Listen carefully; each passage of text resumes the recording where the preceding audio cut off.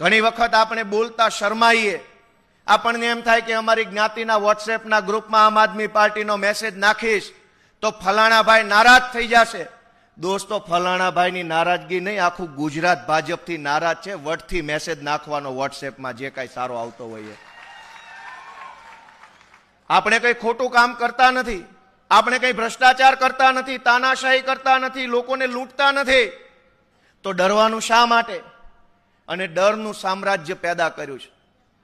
વધુમાં વધુ શું કરી શું લેશે? મારી નાખશે.